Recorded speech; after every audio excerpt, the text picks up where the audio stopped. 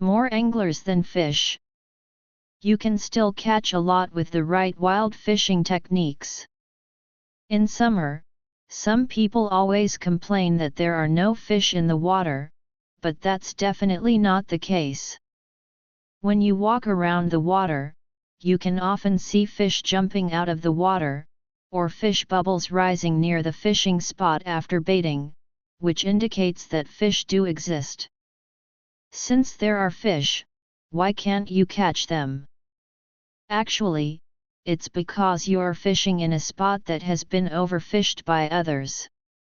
There are fish, but not many, and the remaining ones are very alert, so it's hard for you to catch them.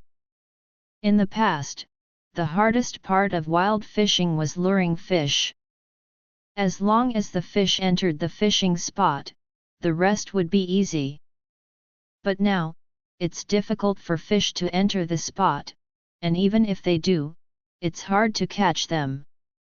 Some fish even have injuries, obviously from escaping the hook before, and such fish are even harder to catch.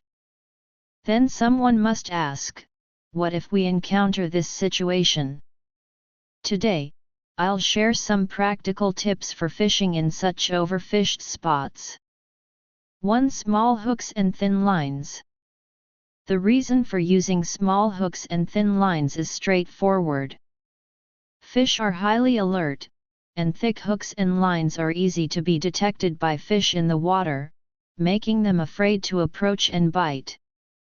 Small hooks and thin lines are more concealed, which makes fish relax their vigilance and take the bait with more solid actions. However, the resulting problem is that the number of fish escaping due to line breakage increases significantly.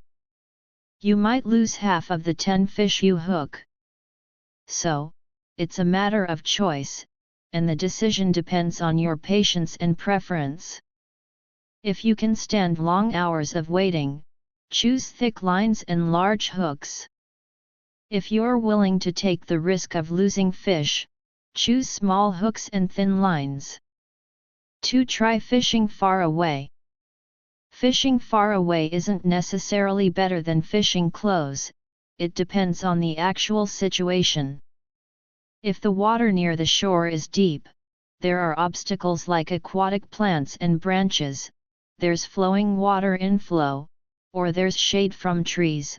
Fish may like to stay near the shore, and in such cases, fishing close is better. When should you consider fishing far away? First, if there are many people on the shore and it's very noisy, noises like footsteps and talking will scare the fish, making them dare not approach.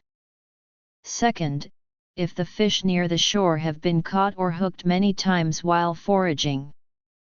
Therefore, in regular fishing spots with ordinary shore terrain and shallow water, say 1 to 2 meters, using a slightly longer fishing rod than other anglers around often works.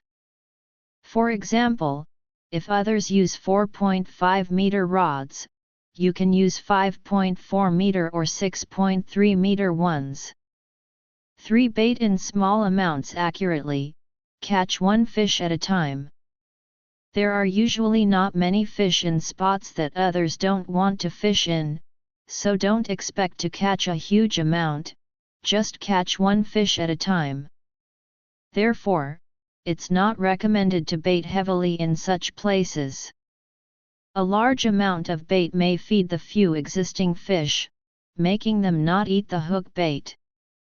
Unless you can find a fishing spot that's exclusively yours and plan to fish there for a long time, in which case you can bait heavily for several consecutive days to lure fish over the long term, but this seems unlikely. A more practical and effective method is to bait in small amounts with precise control, aiming to catch every fish that enters the spot, one by one. 4. Adjust the flavor and state of the bait. The most direct sign that a fishing spot has been overfished is that others can't catch fish with conventional baits. Since common baits are ineffective, you need to try to change them. How to change depends on the type of fish you're targeting, as different fish have different dietary preferences. For large fish like carp and grass carp, it's recommended to use fermented bait. Take your usual commercial bait, prepare it the night before, let it ferment naturally at room temperature, to produce a slightly sour or special smell, and use it the next day. This slightly sour smell is very attractive to large fish. Or you can try pure milk flavored bait, which can be prepared and used immediately. The key is to use pure milk flavor and avoid adding fishy smell. 5. Fish in the edge area of the fishing spot. This tip is especially effective for catching cunning carp and sometimes can also catch large crucian carp. The principle is that large alert fish, especially carp, are often very cautious when entering the fishing spot to forage. They are used to moving around the periphery of the spot first, picking up scattered bait crumbs, and only entering the center of the spot after confirming it's safe.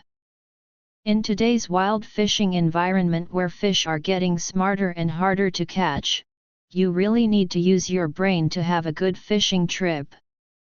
Author profile: I'm a self-media blogger who loves fishing and is good at sharing. Follow me, and we'll exchange fishing skills and discuss every bit of wild fishing for anglers. Give a like, collect, and follow to not miss the next update.